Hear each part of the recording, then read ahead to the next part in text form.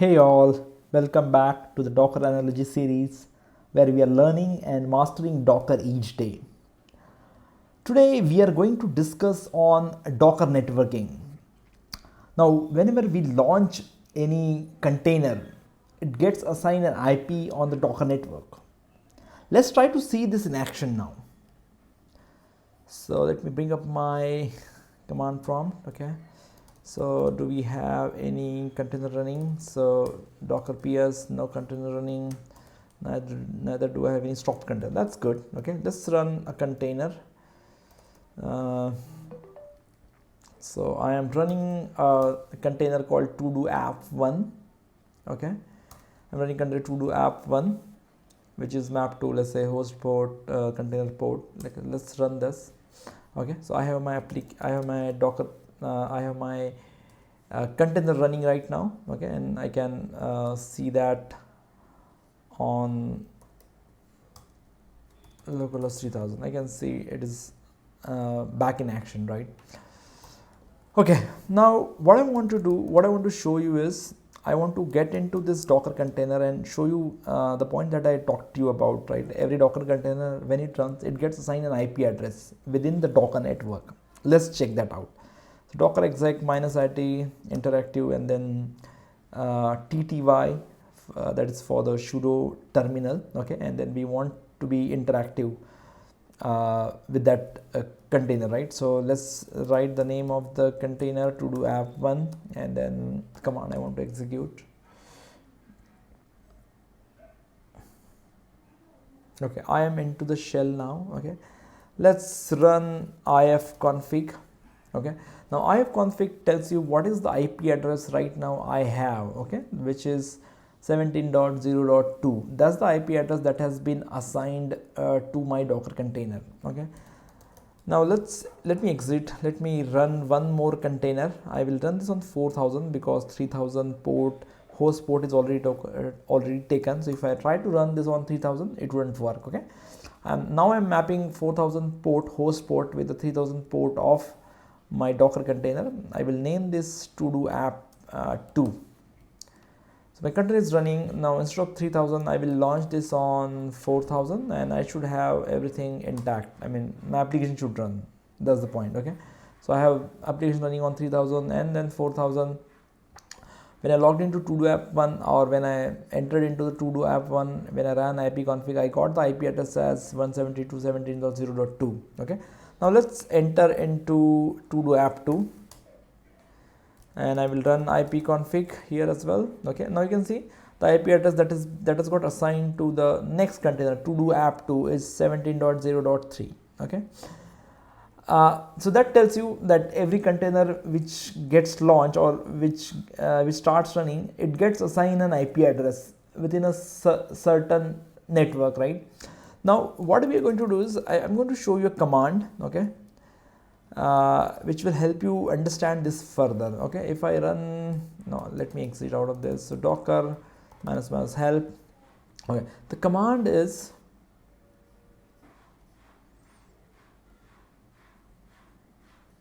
inspect. Basically we want to inspect, this is the one, right? Return low level information on the Docker objects. Okay, now what we want to do is we want to inspect this container and see what information do we have regarding the network. Okay, so I'm saying docker inspect. What network do I container do I want to inspect? To do app1. Okay, now if you look at, like, if you start from the top, you will see a lot of information here, right? What's the container ID, what's the entry point, and all other things, right? What's the argument and everything. Okay, and then if you come down below, there you will see a network information, right? This is network setting. Okay, and you will see where is my container port, what container port is occupied, and everything. Okay, and then down below you will see an IP address which has been assigned to this. Okay, and if you go down below, you will see some more information, right? Networks. Okay, under network it says bridge network, right? So under bridge it has been assigned certain information. So you can see this is my gateway, right?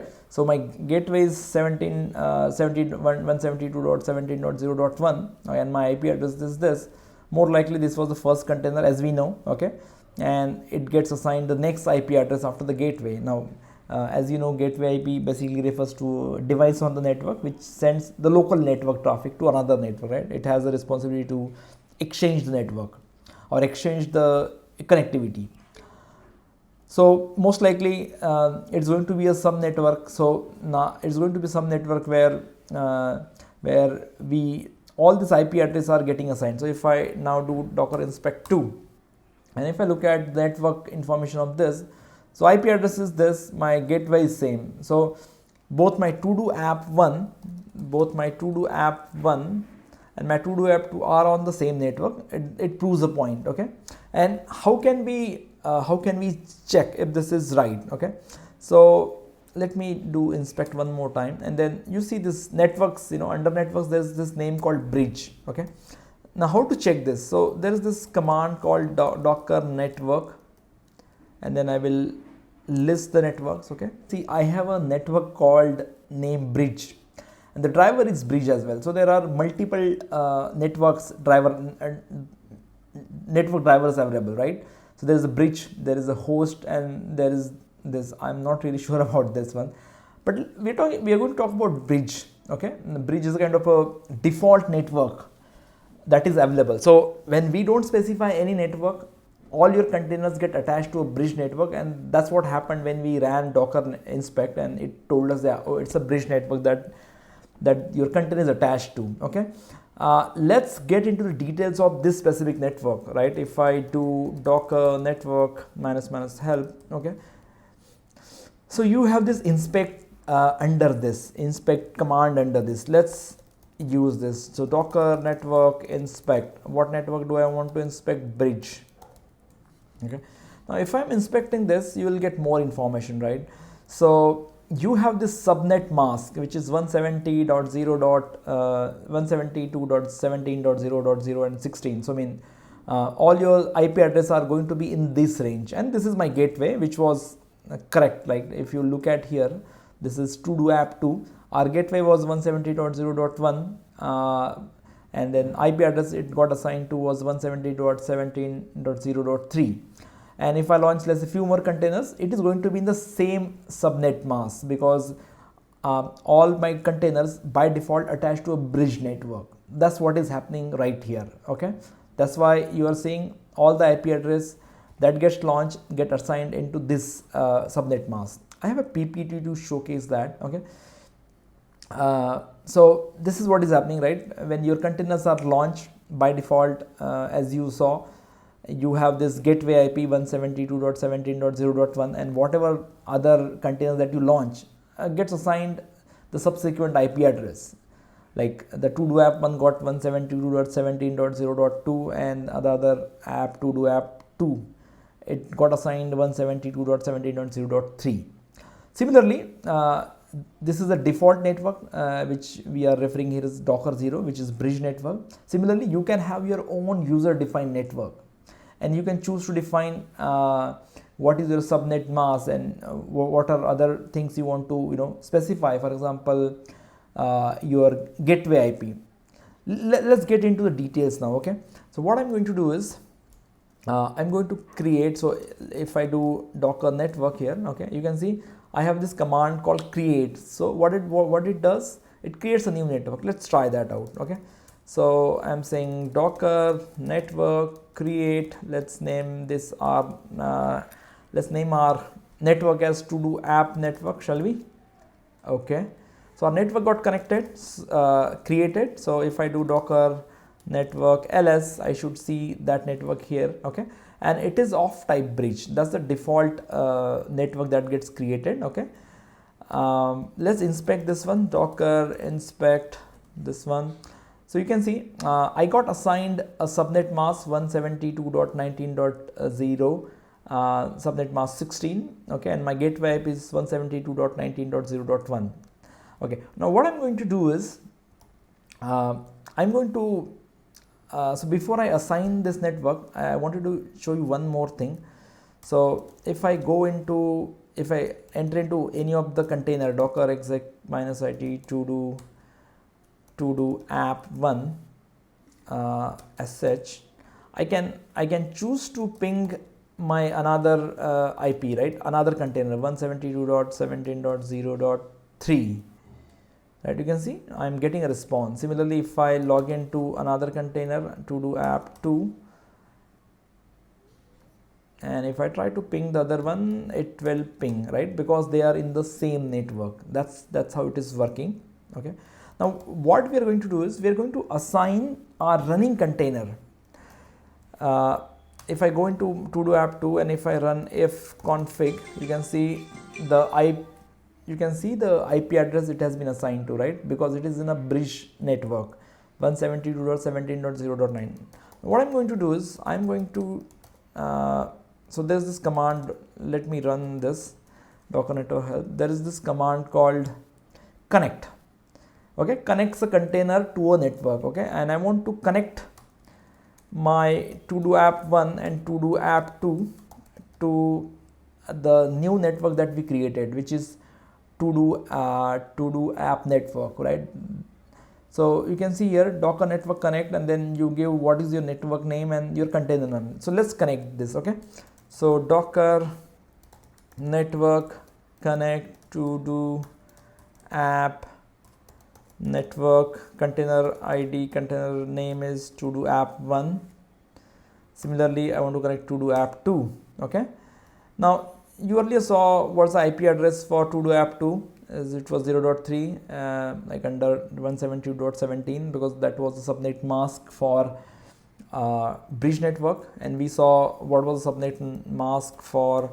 So if you look at this docker network inspect to do app network, right? So docker network inspect to do app network docker it is. So you can see our subnet mask is 172.19.0.3. okay, so what I'm going to do is I'm going to run a command docker exec -it to do app2 sh, and if I do ifconfig, I got assigned a new IP address, right? Now this specific network is on this specific container is on two different networks now, both on bridge as well as on the newly created network called to do app network. Okay, so this is for to do app2. Similarly, if I run this for ifconfig for to do app1, so you can see for to do app1 I get again two networks, 117.0.2, 172.19.0.2. okay, because I attached another network. Okay, now here's the interesting thing. What I'm going to do is I'm going to add some atoms here. Okay, atom 1, so I'm going to say atom A1, say atom A2, atom A3. okay, similarly I'm going to add few atoms here, atom B1, atom B2, atom B3. okay, so I got this atoms added in respective containers. okay, now what we will do is we want to understand a concept called DNS. How does DNS resolution happen? So if I do docker ps, you have these docker names. Now the beautiful thing about docker network or docker network is that your container names will act as a DNS name for your containers. What do I mean by that? Let's check this out. Okay, so if I enter into docker exec in one of the containers, so docker exec to do app1, okay, and then I'll enter into it. Okay, now earlier you remember we tried to ping the containers from one container to other container. Okay, now what we are going to do is we are going to execute a curl command, and we will try to fetch the atoms from each other's container. Okay, so what do I mean by that is I'm going to make a curl request. Looks like curl is not found. Let me add a curl here, apk --no cache. add curl, because it was a basic Node.js container, right? It was Alpine, that's why we don't have a curl installed. So we got curl installed in to-do app 1. Now what I'm going to do is I'm going to run this http colon to do app 2. So it is running on port 4000 if you remember, and then items is the API, okay, which I'm going to execute on this. So if I inspect this now, if I go to network, let me quickly refresh this page, okay. So you can see, you'll see one of the API for getting atoms is you run this on a port and then you run atoms, so it will return you that response. We are trying to execute the same thing. So we are within the container 1 and we are trying to get the atoms from container 2. So looks like that didn't go through. It looks like it says couldn't connect. Okay. The reason is, if you remember, let's exit out of here. So if you do docker ps, okay, you can see when I'm running 4000, it is basically the host port, okay, and the host and within the Docker container there is no app running on port 4000 because all my containers are running on 3000. If you look at this here, that's the mistake that I was making. Basically, you have your containers running on 4000 and you have host port which is mapped to 4000 and 3000 respectively, okay. Now let's get into one of the containers. So docker exec -it to do app 1, and we'll run a curl command, curl http colon to do app 2 colon 3000 and then items. So you can see I'm able to see the atoms which are listed on the to do app 2 basically. So you can see atom B1, you can see atom B2 and then atom B3, exactly what we have down here, atom B1, atom B2, atom B3. Now what we're going to do is, let's exit out of this, let's go into the container to do app 2 and we'll try to get the atoms from to do app 1 here, okay, which we have atom A1, atom A2, atom A3. Let's try curl one more time. So to do, okay, I got it wrong there. So to do app 2, so yeah, to do app 1 3000, mind you the port is still 3000 because we are within the container network, okay, so don't need to access the host port. Then I'm going to write items, okay, you can see I got atom A1, atom A2 and then atom A3, okay. Now you got a fair idea that that your actually container names can act as a DNS name, and how important is that, right? Because your container IP address are ephemeral, meaning they can, when the containers goes down, you lose that IP address. When containers comes up, you get assigned a new IP address. So when you are talking about service discovery, when you are talking about talking to another container in a multi-container app, this container name becomes your lifesaver, where they are actually representing the name of the container no matter what IP is behind, you know. You can, using the container name, you can connect with the other container all the time. And if you have run some multi-container app, right, you know how important that is.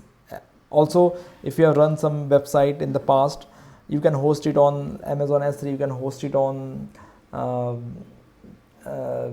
you know, maybe Firebase, or maybe, you know, whatever host providers that you know. As long as you have DNS, no matter where you host, your users are going to reach to your website. So that is this, your Docker names are nothing but your DNS names in a multi container environment. That's the importance of the Docker network. Now so far, I think I hope whatever the practical demo that we did, it had made sense and it helped you understand. So we know that Docker network is essential for many reasons, right? Especially when you're working with a multiple container in a Dockerized application, right? or microservice architecture, and we are going to look at one example in the next video. The Docker network provides you a networking environment that allows containers to communicate and connect in a controlled and in an isolated manner. And let's talk about some of the advantages or some of the reasons why should you create your own Docker network. First is isolation and security. The Docker network provides you network isolation for containers. Containers connected to a specific network then can communicate with each other while being isolated from the other networks or even the host networks as well. And this isolation actually enhances security by reducing the attack surface. Next is the service discovery. I think we just saw a live example where we were able to access To-Do app 2 and To-Do app 1. We were able to call an API through curl. So in a multi-container or a microservice environment, containers need to discover and communicate with each other. And Docker network facilitate this by providing a DNS service that allows containers to use service names as host name for other containers on the same network, making service discovery easier. Then next advantage is a container organization. So Docker networks helps you logically group and organize containers.